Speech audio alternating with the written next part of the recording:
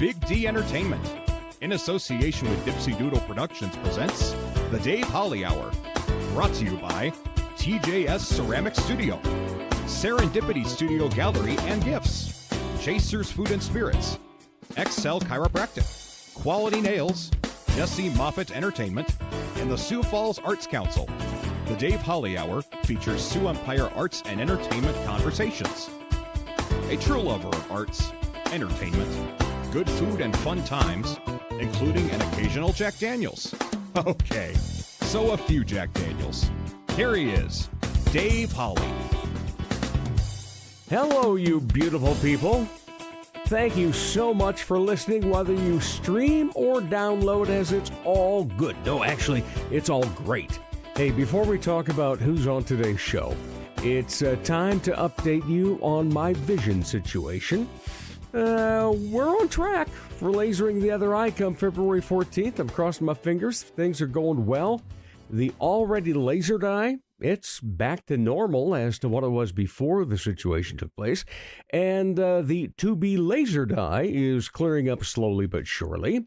So I am feeling confident that I will be back to my normal vision in a few weeks. Hey, but in the meantime, I still talk and we can do the show. My spirits are up. Friends have been concerned as much about that as the medical part. That's why I called you all beautiful people just a moment ago. The compassion that's been passed along has been greatly appreciated. Thank you, thank you, thank you. Meanwhile, back at the Dipsy Doodle studio, today we talk with Goodnight Theater Collective founding member Luke Tatge. His 8th original musical play premieres tonight at the Washington Pavilion. He's also the publisher of Sioux Falls Stage and Sioux Falls Gallery Publications. Then we're going to catch up with actor Valerie Arens. Since her last appearance, she's been quite busy in several productions. We'll learn about it all.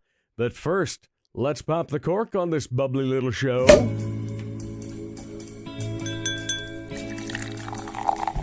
Time to grab your favorite beverage, lift it high, and toast it to being Thursday, a.k.a. Weekend Eve.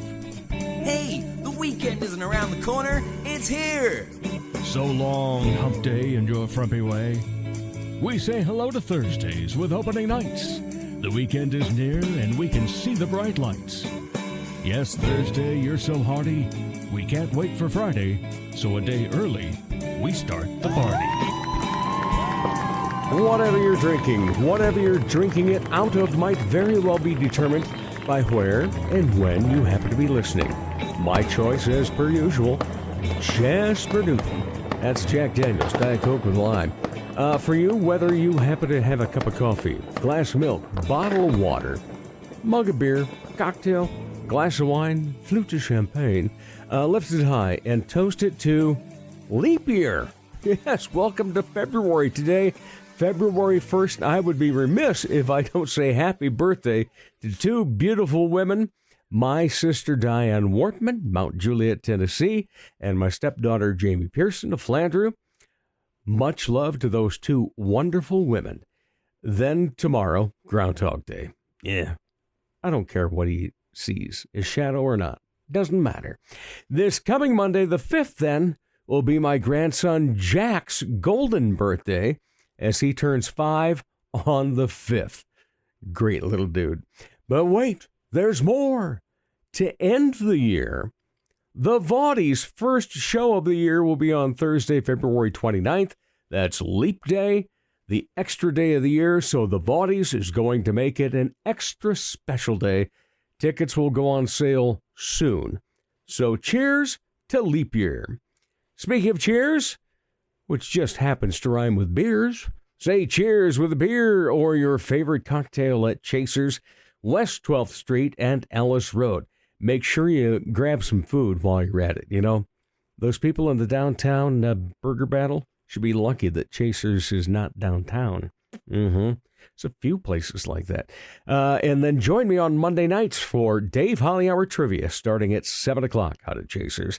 This Monday's trivia theme will be Super Big Game Bowl, because you can't say super and That other word together. It's copyrighted, and the copyright cops will be all after you. Honorable mention. All right, so what over the past week made Dave laugh, guffaw, chuckle, chortle, giggle, smile, or maybe even shed a tear of joy? Oh my. The casts, as in plural, of Monstrous Little Theater's 2 one-act plays. They all deserve kudos. I am going to single out one actor. Debbie Jones was in a one-person one-act play. She was awesome, times bravo, times all other superlatives. And just so great of a job. And she also happens to be one of the founders of Monstrous Little Theater. Well, and just so thankful that our arts community continues to grow and provide more opportunities to creators as well as those of us that appreciate the arts. Later in the show, we catch up with actor Valerie Arens. Coming up next, playwright, publisher, et al., Luke Tatge on the Dave Holly Hour. Introducing the latest art movement that's sure to capture your heart. Love. Love, the most profound and universal language, comes alive in a captivating new art exhibit that promises to stir your heart and soul. Join us for a look of Love, an extraordinary collection that explores the myriad facets of this timeless emotion. Be among the first to experience the magic at our special preview event, February 2nd, at Serendipity Studio Gallery and Gifts from 5 to 8 p.m. Love brings together a curated selection of artists who have poured their hearts into capturing the essence of love in its purest and most diverse forms. A number of the artists will be in attendance, sharing with you their stories and experiences. There will be beverages, treats to enjoy as well. From intimate moments that tug at your heartstrings to grand gestures that leave you breathless, each piece tells a story that transcends words. Love is not just an exhibit, it's a journey through the beauty, passion, and complexity that love inspires. Immerse yourself in a world where love takes shape in vibrant artwork. This is an invitation to celebrate love, art, and the shared human experience. Don't miss this exclusive opportunity to preview Love before it opens to the public.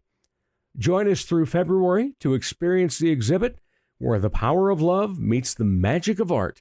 Love awaits you, and we can't wait to share this unforgettable experience with you. Check out the new ceramic studio in Sioux Falls, conveniently located off Kiwanis Avenue on 5th Street. TJS Ceramics, inside Oscar's Mini Storage. We have thousands of classic vintage ceramic mold items and several new items too. TJS Ceramics offers classes, special open studio nights, and completed ready-to-purchase items. Bisque, studio time, or painting parties are available. Visit TJS Ceramics Studio in person today or email tjsceramics@gmail.com for more details. Are you an artist? Need some funding to further your art? There's a great opportunity for you through a Sioux Falls Arts Council program. The Artist Microgrant program gives away several microgrants to local artists, no matter what art discipline you're in. Unlike more traditional grants, a microgrant is very easy to apply for. Go to artssiouxfalls.org. If you haven't done so yet, create a listing on the Artist Directory, which is beneficial in its own way. Then go to the Artist Microgrants page and apply online. The process is simple. Find out more about the Sioux Falls Arts Council as well online at artssiouxfalls.org. Arts and entertainment lovers, you hit the mark. It's the Dave Holly Hour. Welcome back, everybody. Oh, yes, indeed. You know it. It is a pleasure to be talking Sioux Empire Arts and Entertainment. And it's always a pleasure to have returning guests. He has been, well, what doesn't he do? My goodness. Well, sleep. That's what he doesn't do. We talk about this often. Luke Tatge, how are you? I'm doing wonderful. How are you, Dave? Glad to hear that. Other than a voice that, just doesn't want to work that well, I'm okay. It kind of works for you. I don't. It still goes, I'm sure I could play a character part of some sort right now. Exactly. But you have the characters all in line. Your 8th, my goodness, this is your 8th musical that you have written and produced that's coming up this weekend for Good Night Theater Collective. and it is the Legendary Adventure. Correct. How'd you come up with this one, and tell us all about it? Well, I've always had a lot of appreciation for the fantasy epic. I can blame my dad for that. Read all the Tolkien novels back in my youth, and so I've always had a little bit of an inkling that I would love to do a stage rendition of something. The way it came together is just a culmination of those interests, and then my usual absurd comedy stylings kind of entered the picture as well. So it's not as dramatic and lacks the gravitas maybe of a Lord of the Rings, but it's very fun and very silly. Is this going to be like Lord of the Rings maybe meets Spamalot? Basically, okay. Yeah, that's a very good comparison, yeah. Well, just from the social media that I've seen so far promoting it, it kind of gives it that look that, okay, yeah, legendary. But then, you talk about it in your posts even, the absurd comedy and so forth. Oh, absolutely. And so I love it when that does happen. And it's always a great show that you put on regardless. But thank you. Wow. Did you think that when you started writing your first musical, did you think that, someday we're going to talk about number 8? No, especially since it's essentially been 8 in 8 years, which is just a ridiculous pace that I probably shouldn't be keeping. But I really like doing it. So yeah, I definitely didn't anticipate ever getting to this point. So I'm very grateful for that. All right. Tell us about the cast and the characters that are involved in this. Yes, indeed. So if you've been to any of my original musicals in the past, there's some sort of quote unquote repertory players. Several of our goodnight performers tend to request to be in the original, and so you're going to see Bob Wendland, you're going to see Molly Wilson, you're going to see Rachel Payne. The 3 of them have each been in all or most of my shows, and so those are some familiar faces. We've got a few people who have now done a few as well, like Alexandria Thongvan, Wade Gamar, and we've got some new folks who are like Drew Vierink is making his Goodnight debut with this one, and then folks like Eric Miller, who you are used to seeing playing guitar. Eric is going to be acting? Eric is singing, dancing, and acting. He is not holding a guitar once during this show. Wow. What was it for him that drew him to this then? Well, it was almost chance. We had our collective party that we have every year in the spring where we reveal all the season titles before we reveal it to the public. And Eric was there as a collective member, and he sort of pulled me aside afterward, and he was like, think you need any like wordless extras in that? Because he just really loves fantasy as a genre and that whole Lord of the Rings vibe. And so I was like, I could do you one better. And I sort of like, the nice thing is we cast this one when I was midway through writing it. And so I was able to sort of cater some of it to the actors. Yeah. And so he's got a few really fun little moments in there. So I look forward to it. He's a great guy and phenomenal guitarist, musician, and so forth. So can't wait to see what he does on stage, singing, acting, dancing. Absolutely. He gets the gamut of it, huh? All right, so the characters that all of these people play, what are we going to be hearing for names, situations? What are we getting into? Yeah, so I've kept some of it close to the vest on purpose because there's some really silly reveals throughout that people will hopefully get a kick out of. But our leading character is played by Maddie Lekumsky, who we just had as Vendla in Spring Awakening in the fall. And Maddie is playing a blacksmith who's sort of thrust into a prophecy that may or may not make any sense. We have some royals in there. So Alexandria is playing Princess Melissa, who is as extra as she can be, which is a great part for Alexandria. And we have fairies, we have trolls, we have many villagers, we have hallucinations, we have all manner of weird characters in the mix. So it's a very good time. All right. So you said when you were casting it, you were still in the process of writing it then. So how long did it take you to write this? Oh, gosh. Well, with every show, it's a little bit different. I talk about how Salem was the first one I worked on with Bob like years and years ago. And the score was so dense. It was practically an opera. I mean, it took me 3 years to write that. And then for comparison's sake, Alvin Fletcher took me less than 90 days, and it was partially out of necessity because I had to hurry up. So sometimes the deadline Promise the helps. public we were doing this. Yeah, exactly. With this one, especially at coming off of Salem, which was such a big show, and with the orchestra and conducting it as well, man, I was exhausted after that one. I was really happy with it, but it was exhausting. So this one took a little bit longer than my pace has been lately. So probably a little over a year to get it all done. Oh my. Which lately is a long time for me. So that's true. Yeah. I felt like I was being indulgent with how long it was taking. And you have at least a hand in one way or another, all of the Goodnight Theater Collective shows. Sure. What number show does this make? For Goodnight? For Goodnight. Salem was number 50. So I think this is probably like 60 or 61 at this point. Wow. Yeah. Amazing. It's wild. I remember when I first started this program, I think I had your husband Bob on for my second episode, and we were talking about things. He says, yeah, we were hoping maybe we'd get 25 people. Exactly. And then all of a sudden, boom, we had to start adding different shows and bigger seasons and so forth.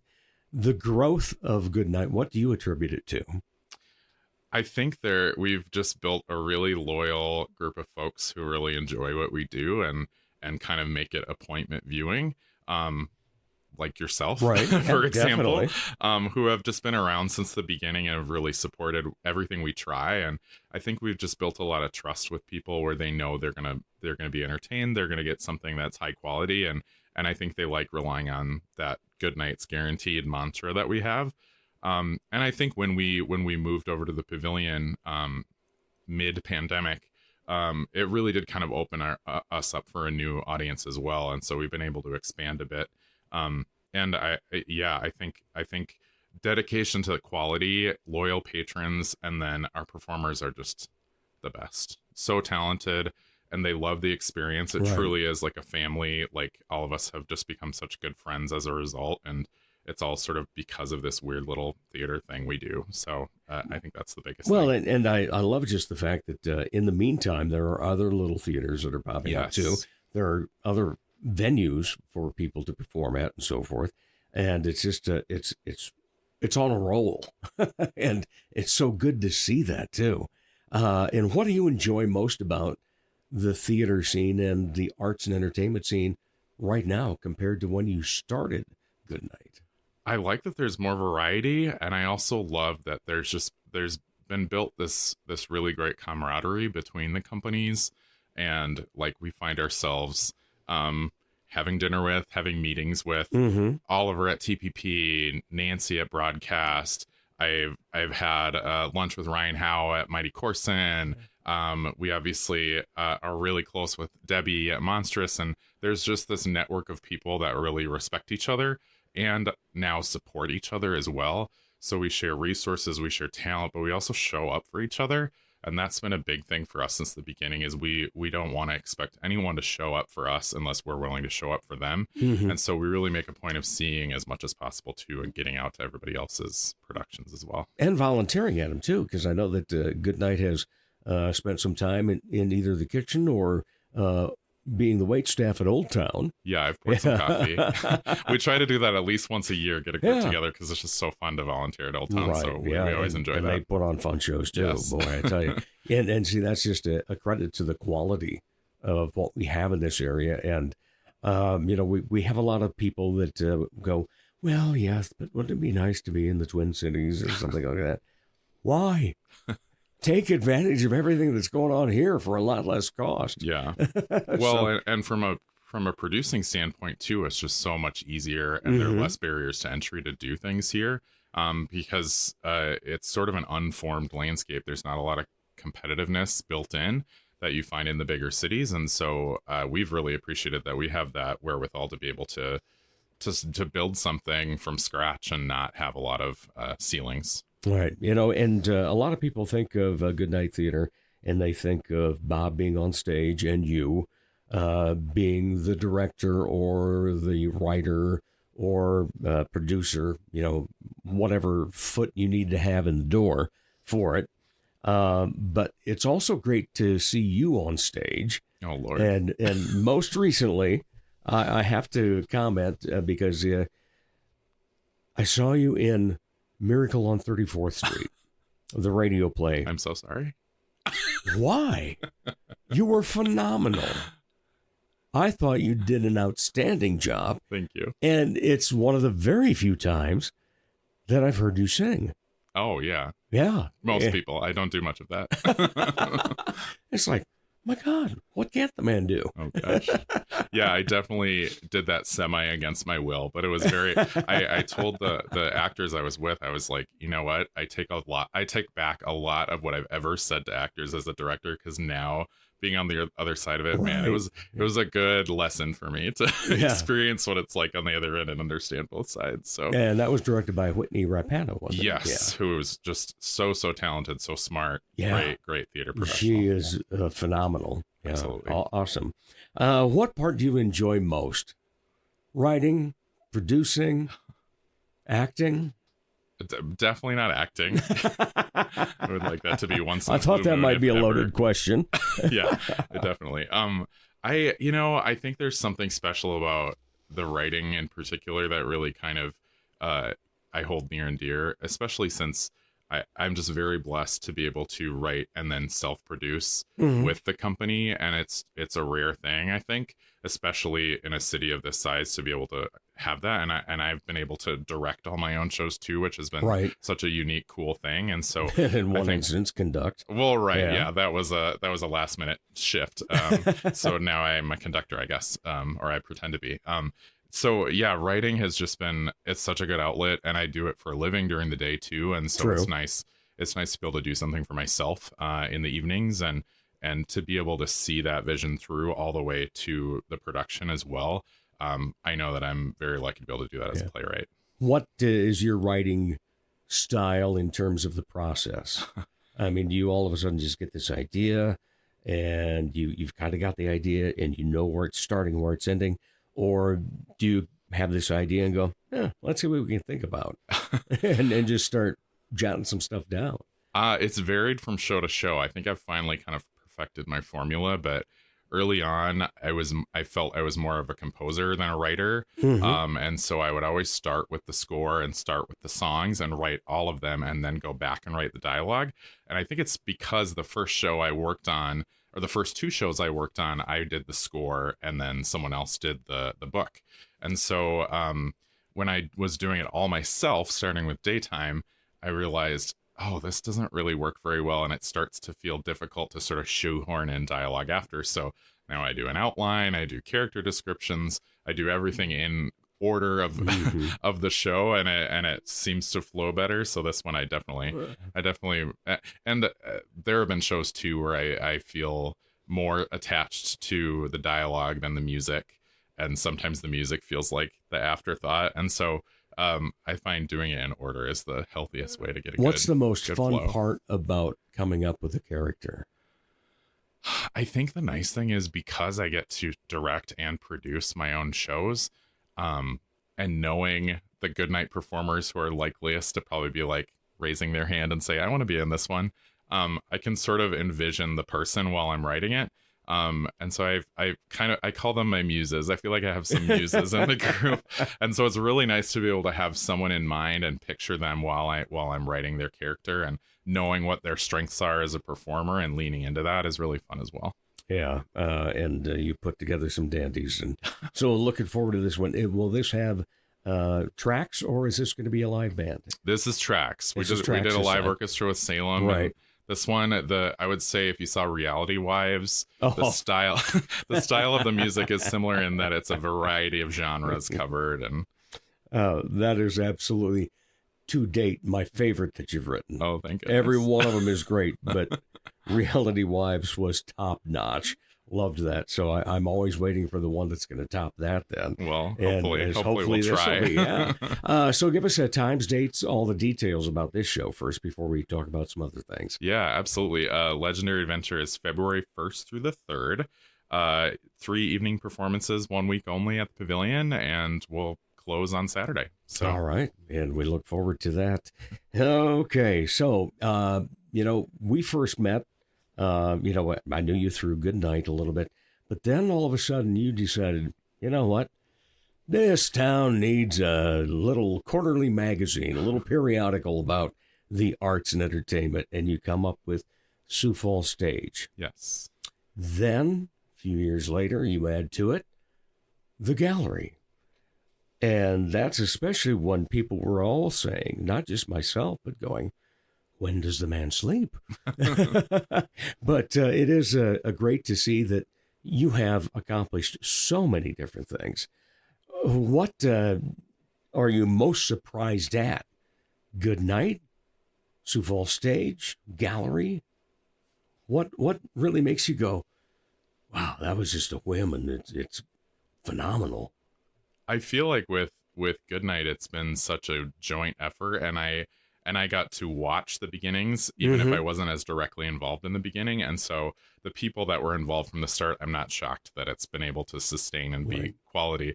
Stage and Gallery sticks with me as one that truly was the whimmiest of whims, in that I just decided sitting on the couch at midnight one night that it's weird that there's no coverage of this stuff in most of the media. And I just was like, I'll just start something. Why not? And for it to now be closing in on 5 years doing it, I'm shocked that it was able to get off the ground in the first place with just me. And B, I am just like gratified that people continue to have interest in it and support it. And the audience seems to, it's hard to measure when it's something like this, but the audience seems to have continued to grow as we go through the years. So I've been really gratified by that. Yeah, and a free publication you can pick up at a variety of spots around town. And, it will feature, boy, you've had comedians, you've had actors, actresses, directors, you name it. You've had it. And then you added the gallery, so now visual arts are being represented. What else do we need to do? Yeah, what am I missing? No, it's been good. And honestly, gallery has been especially great for me because as someone who sort of has played in the more performing arts space, to be able to be exposed to people in the visual arts space has been really great. And I've met some really awesome people that I now consider friends that I didn't even know a couple years ago, just because I said, hey, can I come over to your house and interview you? Yeah. So it's been a good growth experience for me, even just to ingratiate myself more with the community that I now call my community. So that's been really positive as well. Yeah, and of course, along with Sioux Falls Stage means we have awards. It's true. Sioux Falls Stage Awards. And you've continued to add bit by bit different possibilities in terms of the range of where nominees can come from and so forth. But also different awards have been added throughout the years too. Yes. Are there going to be some additional awards this year too? There are. So this will be our 5th annual Sioux Falls Stage Awards, which is exciting. So we're going to try to make it even bigger and better than it has been. And last year was just such a fun time. So this year, with the panel growing so large now, we have a lot more people observing and casting ballots, which is great. And so we felt like it was the perfect time to expand our geographic footprint as well. So this year, in addition to those Sioux Falls City Limits groups and performances, we'll also be bringing in within a 10-mile radius. So you'll see groups like Corson, groups like Old Town will now be a part of the awards. And I've just had such great conversations with Aaron and Mike and Ryan about why that matters to them and what's important. And I'm really excited to be more inclusive of that. And because now there's just so many contenders, so to speak, I am going to be splitting up play and musical, for instance, just to try to get more people recognized. And because, gosh, there's just like an explosion of everybody's doing so much, and it's so exciting and different and worthwhile. And so just trying to figure out ways to recognize more people's work. Well, the other great thing is the fact that it includes collegiate too. Yes. Yeah. And that's for those that have not gone to something at Augie or USF, you're missing out. Yes, absolutely. They both have such great programs. Amazing programs. And, 20 years ago, if somebody went into theater at USF or at Augie, You were saying, oh, hey, well, good luck in Chicago, New York, or L.A. after you graduate. Now they stick around. Oh yeah, so many of the college students who were nominated or won a stage award in the collegiate categories early on are now regular local performers in the professional scene. You see somebody like Casey Schultz. You see some. I have a recent USF grad in my show right now, Drew, who's started doing stuff at Corson as well.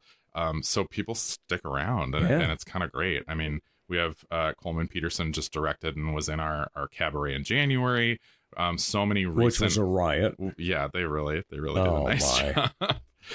Yeah, that was a fun time. So you continue to put together fun shows. You've got very well done, professional, beyond professional looks of stage and gallery with your periodicals, and just always look forward. It's the one, well, now two, obviously, that I actually read cover to cover every time, and so greatly enjoy that, and great to have been in an issue or two. So certainly do appreciate that. What is beyond scope for you now? Are you hoping that your writing takes off more, that you'll start to get some nibbles from maybe more regional theater or beyond on some of your shows? Yeah, I always kind of joke that I write the show, I plan it, I produce it, I premiere it, and then I start writing the next one. And so I don't spend a lot of time actually like doing anything with the show. It kind of just like goes away.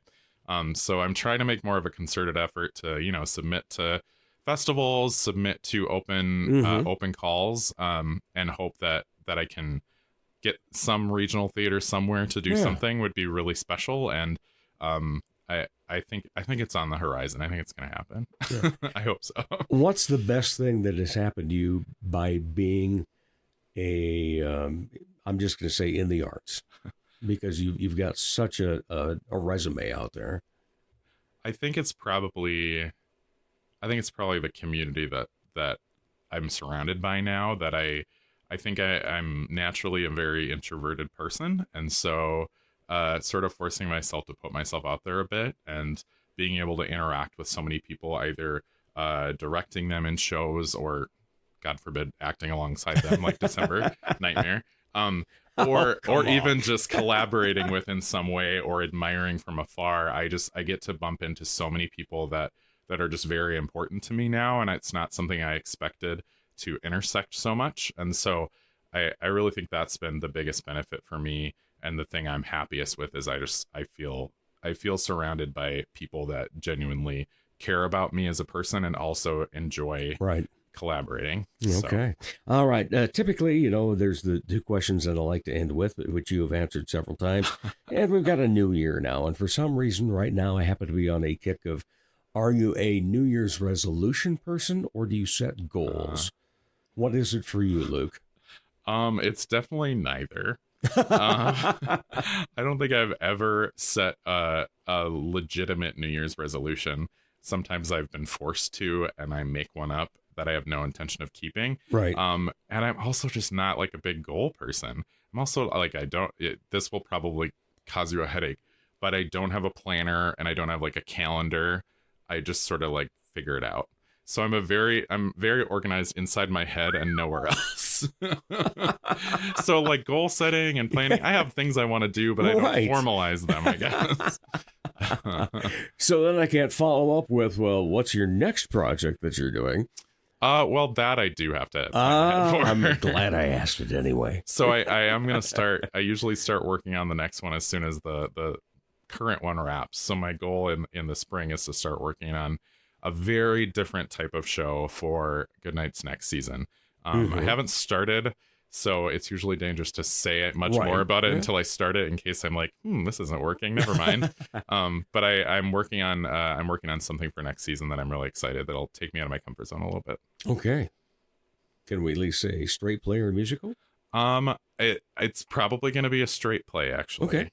It's still a comedy. Yeah. Because, wheelhouses and all that. But yeah, I think I'm going to give myself a break on the songwriting, since I've written hundreds of songs at this point, and I need to like take a breather. But yeah, I might try my hand at a play this time. Let's go back to that comment that you made about, you don't want to say too much in case you go, oh, this isn't working. How many times do you have something that you start and just go, nah, got to throw that in file 13 here? I think it's maybe only happened once. Wow. And it's one that I still intend on doing at some point. It just wasn't the right time for it. Okay. So I do have one that I started, I outlined, I wrote the first few scenes and songs, and then was like, not yet. So otherwise, I'm just so a very working, paranoid person. But not right time. Yes, exactly. Okay, excellent. Well, speaking of time, certainly appreciate your time, my friend. Absolutely. Always great to have you on the show, and always great to go to Good Night Theater Collective. We'll be there tonight, Thursday night. Here we go, kids. I appreciate all of you, and we'll be back with more of the Dave Holly Hour in just a moment. Comedy magician and hypnotist Jesse Moffat's right. He can't play the piano, but he can sure entertain crowds with his amazing magic and clever quips. His shows always make the participants the stars, especially when they've fallen asleep on stage. They've been hypnotized. Are you the party planner in your group? Then you owe it to your group to make the event magical, even if it puts you to sleep. Here's how. For booking information, go to Jesse Moffitt Entertainment on Facebook. That's JESSEMOFFITT. Or call 605-929-0964. Check out the new ceramic studio in Sioux Falls, conveniently located off Kiwanis Avenue on 5th Street. TJS Ceramics, inside Oscar's Mini Storage. Bisque, studio time, painting parties, and finished items are available. Visit TJS Ceramic Studio in Sioux Falls today. He's a bit flirtatious, but most of all, fun. Once again, here's Dave Holly. Welcome back, everybody. Oh, my goodness. Yes, you're getting down. You know that every conversation starts with, it's a pleasure to talk about Sioux Empire Arts and Entertainment, and a pleasure to have another returning guest. It's only her second appearance. But when we had her on the first time, she was saying, I'm kind of getting out of this and want to get into that. She definitely got into that. And we'll see if there's going to be time to both do this and that. Valerie Arens, how are you? I am good. How are you? I forgot the word, though. Here she is, the vivacious Valerie Arens. I like that. I do, too. I like it. And cheers to you, by the way. Yes, we're having some adult bevies, libations. It's afternoon. Yeah, and it's always 5 o'clock somewhere. Did you know that there's actually an app for that, too? There's an app for everything. Yes, there is. I was going to invent an app so that I could send a very loud, alarming noise to my son's cell phone when he didn't make it to school on time. And the only way he could turn it off was to either call me or answer a math problem. Ooh, answer a math problem. So if there's anybody out there who is good at developing apps, let me know. I like it. Yeah. I like it. I like it a lot. All righty. Anywho, so the last time you were here, you were just winding up, pardon the pun, being with Rewinder. Yes. As the lead singer, and you wanted to get into acting. Yes. How have you done with that? Wonderfully, actually. Because you've been busy ever since. I have been quite busy. I was very fortunate to be a part of Goodnight Theater this coming summer. Mm-hmm. So I get to be part of their classic rock cabaret. I was in Greece as Miss Lynch, which was super fun. I really enjoyed that. The cast was super fun and the energy was a lot of fun. I also did a smaller play not too long ago, Deer and the Antelope play with Brenda and Rose and Grace. That's right. Yes. Fantastic women. As part of broadcast. Yep. And Julie directed that. And it was my second favorite theater experience of all time. And my first, of course, being Premier's Theater at Night. That's right. Yeah, that was a dandy. That was a fantastic experience, both on stage and backstage. Yeah. So I really, really enjoyed that. Maybe a couple of auditions coming up in the near future, hopefully. Well, I know that, when you talk about theater with people, it's always about everything becomes family. And your theater family is growing, obviously, with Every day. Everything you've been in. Every day. Yeah. I've made dear lifelong friends. Mm-hmm. I know we'll be friends for a very long time after meeting a lot of these people. And it's been a really neat experience. I would probably have to say my only regret is I came into the theater community right on the cusp of several losses in the community. And I didn't get the pleasure of meeting these people and getting to know them. And from what I hear, they were amazing individuals. And I would say that was probably truly top notch. Yeah. Yeah. Absolutely. Yes, lots of tears were shed in the past year. Yeah. That's for sure. Absolutely. But in the meantime, you're making all these great relationships, and it obviously doesn't just pay off on stage. It pays off personally, too, doesn't it? It does. It does. The theater community is probably one of the most inclusive, welcoming, warm communities I've ever been a part of.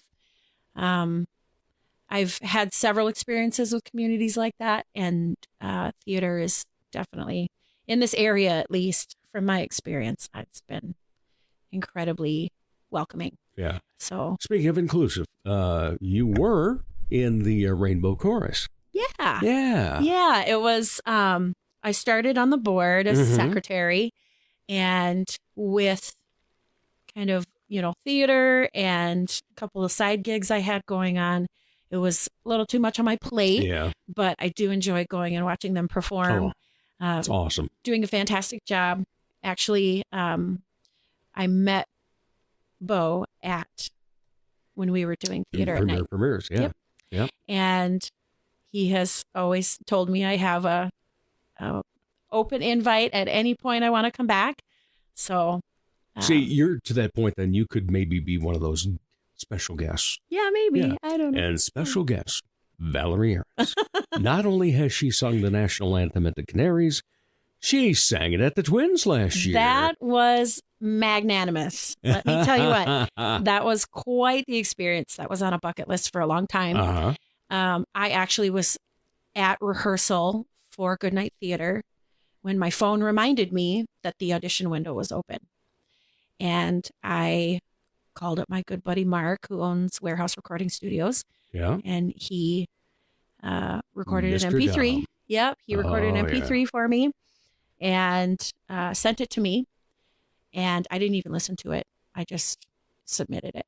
I didn't even listen to it. Really? I didn't even listen to it. And I submitted it. And so then it was during Grease rehearsals that I got the request, hey, it was like short notice. It was like a week and a half's notice. But can you come and sing the anthem on July 3rd? Yeah. Yeah. Of course I can. What a great weekend for it, too. I know, it was fantastic. So my whole family came, rented a suite. Everybody came. And the interesting part was, we're walking out onto the field, and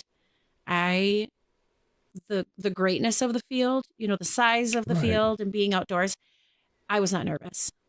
Interestingly enough, the Star Spangled Banner makes me nervous every single time I sing it because I don't want to mess it up. It's kind of a big deal. Right. But I wasn't nervous.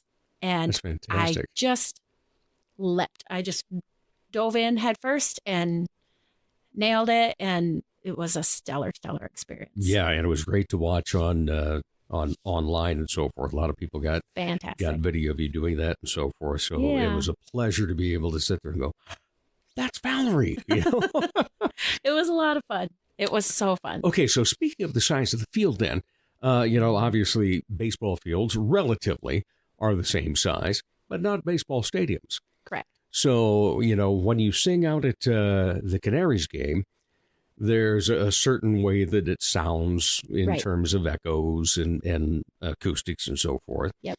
But they got a little bit more money to put into things in major leagues. Yep. So a much larger capacity, first of all, and as well, the different acoustics. Could you tell it right off the bat? Yes. So I actually have this issue when I sing the anthem out at Huset's. Huset's has two ends of the racetrack and you're singing in the middle. And so you typically get like a quarter of a second delay.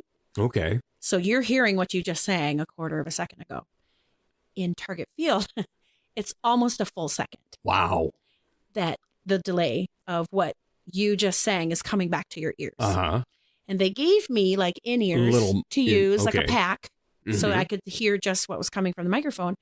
But the pack's range isn't the best, so it was a lot of static. Uh-huh. So I couldn't use the in-ears. I had to you couldn't even use them? I couldn't even use them. So I just had to focus. Why, you were not nervous even? No, I just had to focus on what was coming out of my mouth. Yeah. I've done this song a million times. Yeah. Eventually, one of these days, I'm going to mess it up.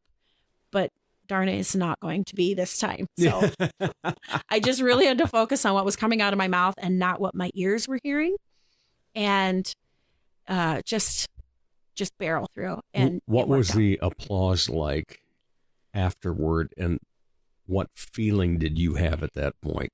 It felt, it was kind of strange because they had brought a bunch of people to sit on the field. They were going to do a ceremony afterwards for certain baseball players, previous baseball players who had passed away, and invited all their families to come and sit. So they're right here listening to me sing the national anthem. And so the applause afterwards was a very strange experience. It was quite stimulating. I was not expecting it to sound like that. Yeah. You know, sometimes you don't realize the number of people that you're performing in front of until it's over. And that was kind of the situation at hand. Yeah. Largest crowd you've ever been in front of? I think so. Yeah? Yeah, I think so now. Previously, it was a Stampede game. Okay. I got called in last second, like last minute. Hey, can you be here in like 2 hours to sing the national anthem? I said, sure. Show up, sing the national anthem, hear the audience. And I was like, oh, there's more people than I thought there were. Turns out it was the home season opener that night. Aha. And so the seats were full. Yeah. You know, we just had Randy Preston on a couple weeks back on this show, who was the Stampede PA guy. And all of his PA work came about kind of last minute and so forth. Yeah. Yeah. He started doing it for his kids' hockey team because nobody wanted to do any PA for it. And so then Gary Weckworth, who used to own the Stampede, or was one of the owners, I should say, heard him and said, hey, would you like to fill in sometime? And sure enough, it was kind of a last minute deal. And his first time doing PA was the opening round of the playoffs. Oh, yeah. Well, no pressure. No pressure there at all. It's fine. It's fine. Some of those things just really tend to fall into place. They do. It's really strange how that works out. Are you feeling like this past year and a half has kind of fallen in place for you then? Yeah, I would say so. Mm-hmm. I'm the kind of person that if I see something that I want or I see something that I want to do, I go do it. I don't know how to explain it. I'm like, I want to do that. So then I go do it. And when it comes to singing, it's typically then I just do it and I kill it and then I move on. Theater was a different experience for me. Right. It is much more a labor of love and it's more time involvement. And it also is a slower progression of kind of accomplishing the things that you want to get done, which was probably something that I needed at that point in my life. Because up to that point, I was just, I want to go do that. And then I just go do it. And whatever. But theater was really good for me because I have main character syndrome. And so to realize that it takes a little bit more muscle, it takes a little bit more time, it takes a little bit more effort. You're not going to be good at it right away. There's so much to learn. You're going to be uncomfortable was really beneficial for me. Yeah. Really an eye-opener for me. And it felt good to be uncomfortable and to feel like I couldn't just walk into any given situation and know everything. Well, and you're learning too. Right. Yeah. Exactly. And so I've realized the benefit of pushing my knowledge and my skill set and my talents and realizing, okay, I don't possess that skill or that talent or that knowledge, but it doesn't mean I can't. If I keep pursuing, if I keep pushing, if I keep asking questions, if I continue being uncomfortable, I can get there. I can get the things that I want. It's going to take some time and it's going to take some work, and it's paid off. I feel like it's been beneficial. All right. So you still did a little bit of singing during that time. Yeah. Are you going to be doing more? Or are you finding a level where it's like, I can accomplish both as long as I do a lot of time management? Time management's going to be the big piece. Theater tends to be a little bit more time consuming than singing in a band per se. The previous band that I was in, we could go 3 months without seeing each other and show up for a gig and whip it out. No problem. Yeah. No problem. But I would love to do both somehow. So there's, a couple of things musically that I have been toying around with, kind of maybe putting the pieces together. That might take some time, but in the meantime, I'll still meddle a little bit in theater just because. Well, we hope so. Yeah, just because I really like the community. I really like the people. I really like the arts that are occurring in the area. And until any of that happens, I'll just spend all my time going out and supporting all my friends and the work that they're doing. Best thing you can do around here. Yeah. That's for sure. Yeah. All right. So you were talking about, the difference between the time consumption and then also, the fact that in theater, it's a learning curve. You're not going to be great at it right away. Whereas if you were born with a great voice, you might be pretty dang good to start at least. But when it comes to being a vocalist, for the most part, you may have taken lessons, done things like that, but there's a lot of self-teaching and finding your own style in that. Yeah. Versus working under directors. Yes. In theater. And so in the past year and a half, how many different directors did you work with? Boy, at least 5. Yeah. I would have to say. And everyone has a different style. Yes, they do. And what comes into play there is having a reverence for the work and the labor that's involved in being a director of any style. And, when it comes to being a vocalist, I can play around with a song and make it my own. Right. I can sit at home and sing it and say, oh, I'm going to try it this time. I'm going to try it this way this time. I'm going to try it this way that time. And there are some directors who encourage you to do that.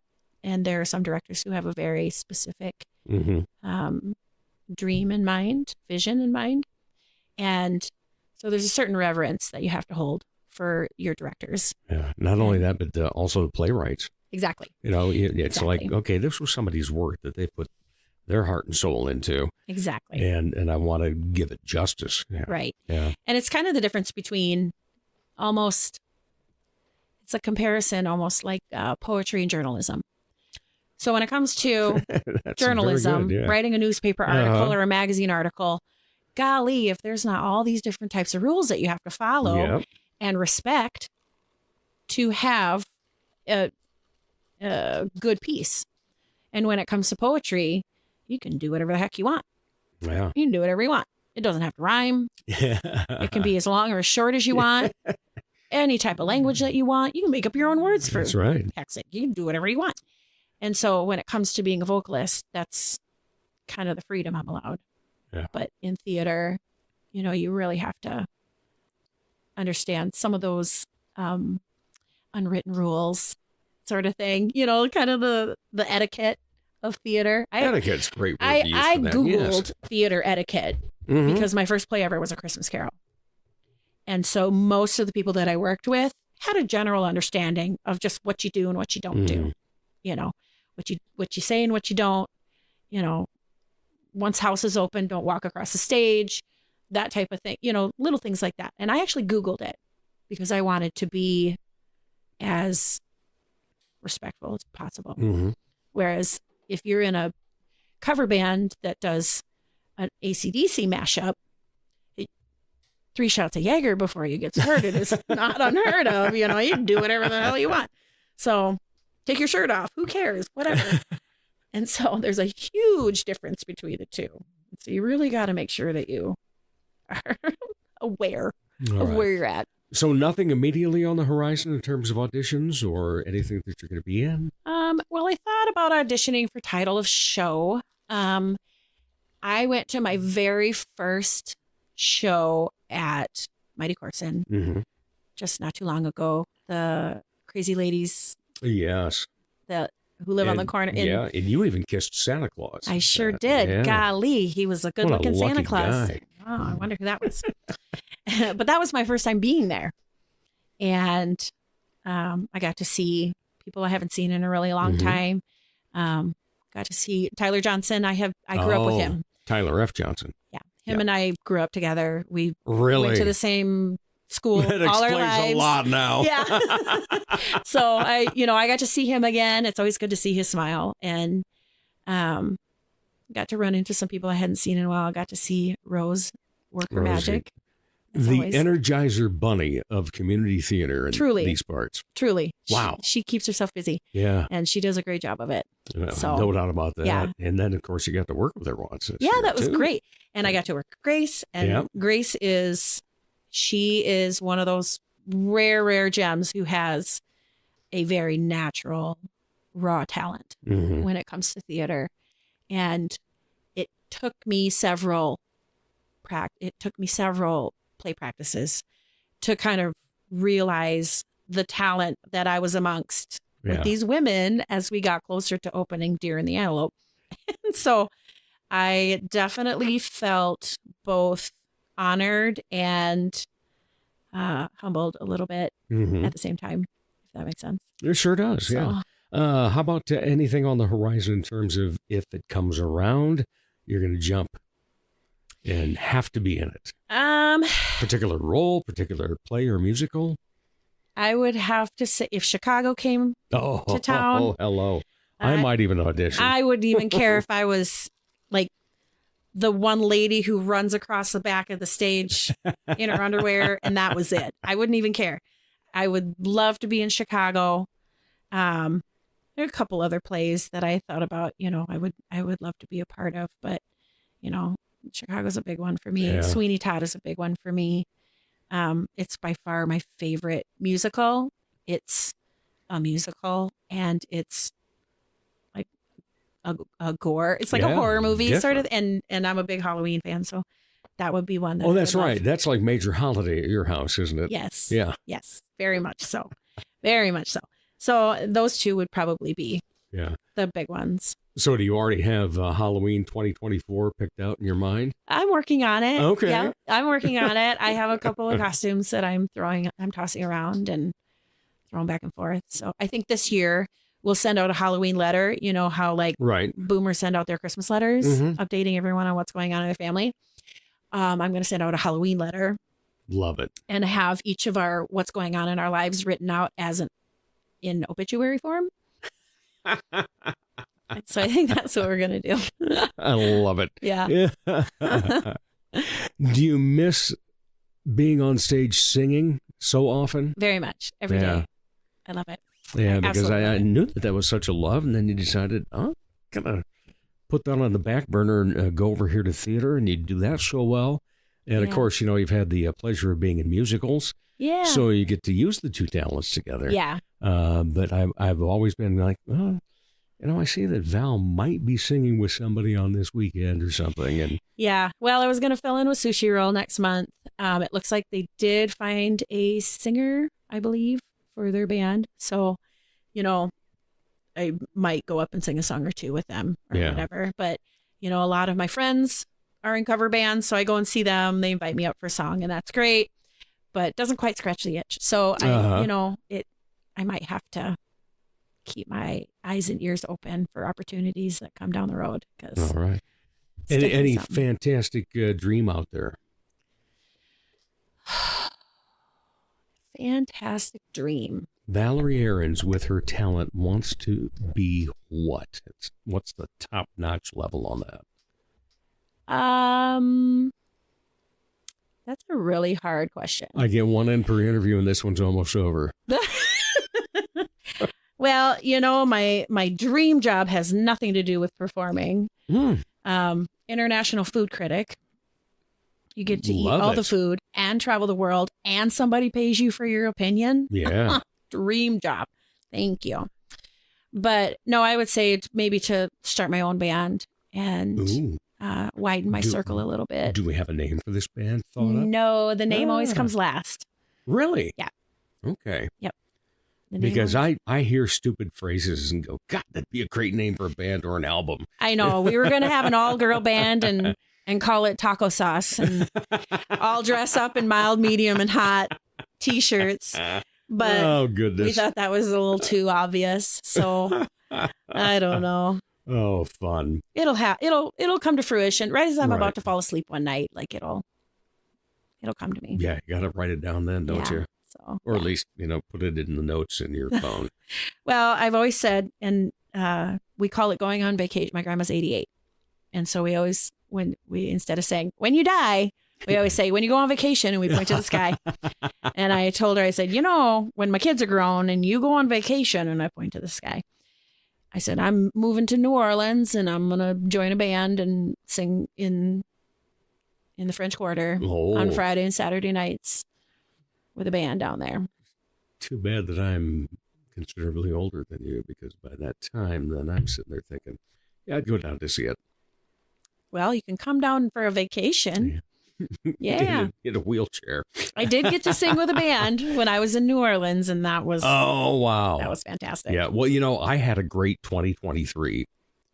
I really did. Because in October, I became a Nashville recording star. You did? Yes, I paid the $15 at the Ryman Auditorium to sing along in their studio to a karaoke track. Oh, it's like the little Valley Fair booth thing. Yeah, exactly. Yeah. Yep. And then I had done a video shoot for South Dakota Department of Health, the last cigarette found and so forth, and kept thinking, man, when's this ever going to be on TV and so forth? Well, it's not on a lot of TV right now. Mm-hmm. But on Christmas Day, my love and I are sitting there waiting for Wonka to come up on the screen. And there's another little family off to our right, maybe 6 seats away. And that's it in the theater at this point. And all of a sudden they start the whole thing that comes before the previews now. And the first commercial is the one that I'm in. And I'm not only in it visually, I also do the voiceover work for it. Cool. And this lady down the row says, "Is that you?" And so I tell people, I said, I became a Nashville recording star and a big screen star all in 1 year. See? I think that's great. We'll put it on the resume. We'll put it online, etc. Yeah. All right. So that was 2023, but let's talk 2024. Normally at the end of these, I typically do the whole, if you weren't part of the entertainment scene, what do you like to be entertained by? Other hobbies and so forth. But, people always talk about New Year's goals. Yeah. Or New Year's resolutions. Well, most people do. That's what the old hat is. And then those get broken so quickly. Mm-hmm. And then people are kind of bummed that they broke them. So I am one that I make goals. And I do different levels of them. So that, okay, if this one I don't meet because it was extravagant, okay, no big deal. Yeah. Did we work toward it, though? And what will we need in order to make that dream come true or that goal come to fruition and so forth? And so I do a lot of that. Are you a goals or a resolution person? I'm a goals person. Mm-hmm. I find myself to be a perfectionist by nature. Ooh. And what that means is I don't start something unless I know that I can finish it perfectly. And I have to fight that. Own worst critic? Yes. So I have to fight that. And I have to realize that even if I just do a little bit, it's closer than doing nothing at all. Right. So I tend to be somebody who has to tell myself, well, just do a little bit. Yeah. Just do a little bit, because that's more than nothing. Yeah. See, I look at the goals and I go, okay, you've got the entire year.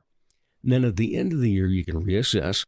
You can shift those. You can move them around all year long. It's all made up. There's no rules, Dave. Exactly. There's no rules. Everything is made up. Yes. There's only one certain rule to life, and that is death. And everything else, just make it up. It's all your own. I was going to say taxes, but we kind of made those up too. Yeah.